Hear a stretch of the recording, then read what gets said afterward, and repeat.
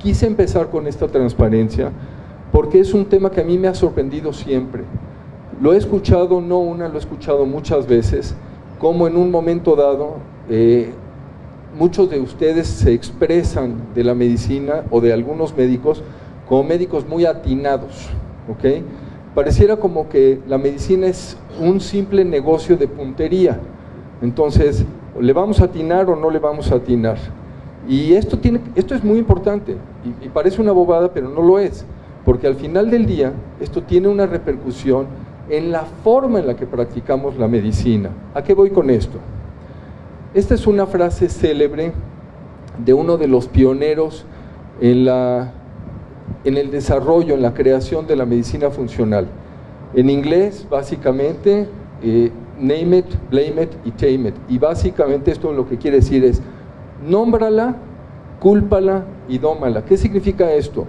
Una vez que se identifica un problema, vamos a ponerle nombre. Ese es el gran logro de la medicina convencional.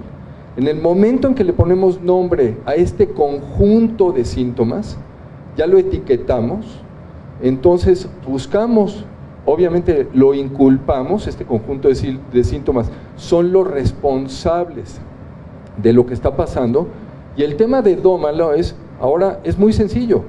Ya buscamos la etiqueta correcta, ya lo único que nos falta es buscar en nuestro armamentario de medicamentos, que es lo que la industria farmacéutica nos ha proporcionado, y con esto seleccionar cuidadosamente las opciones que consideramos apropiadas para esto. Ese es el enfoque tradicional en general de la medicina. ¿Qué pasa con el enfoque de la medicina funcional en general? ¿De dónde viene el sustento?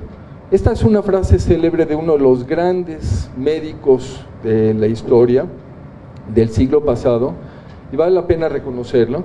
Y lo que dice aquí es mucho más importante saber qué clase de paciente tiene una enfermedad que qué clase de enfermedad tiene el paciente.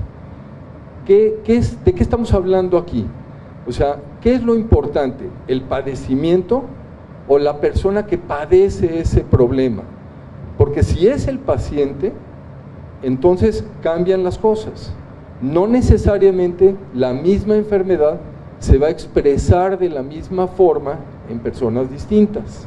Aún en la misma persona, el mismo padecimiento se puede expresar de una manera diferente. Si lo vemos al revés, entonces esas son etiquetas. Hablamos de enfermedades en lo particular y asumimos que todo aquel que padezca de este padecimiento tendrá exactamente las mismas características y el mismo comportamiento.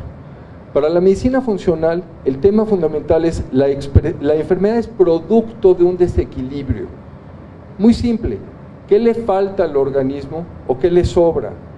¿Qué le falta en términos de control de estrés, de descanso, de alimentación, de ejercicio, etcétera, etcétera? ¿O qué le sobra en términos de toxicidad, de microbios, por ejemplo, nuevamente de estrés, de una mala alimentación? Y esos desequilibrios, esas pérdidas de balance son las que finalmente en el organismo se representan como enfermedades.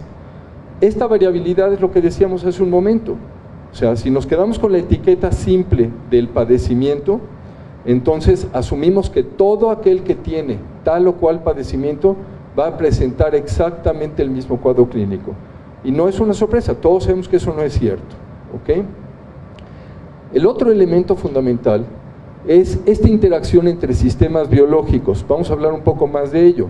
El doctor Strauss nos va a platicar porque es crítico lo que está sucediendo en la medicina hoy en día con la superespecialización, pero pareciera hoy que nos hemos olvidado de lo que es el organismo como tal. Nos enfocamos en un órgano, en un sistema, y dentro de ese sistema o de ese órgano hay súper especialistas que se dedican a una sola enfermedad, pero la realidad es que el organismo no funciona así. Es una interacción de sistemas biológicos, es un todo, y ese todo debe ser contemplado finalmente en ese equilibrio, y la pérdida de ese equilibrio es finalmente la manifestación la manifestación en un momento dado de algo que no está trabajando bien en algún sistema y que puede estar repercutiendo en algún otro.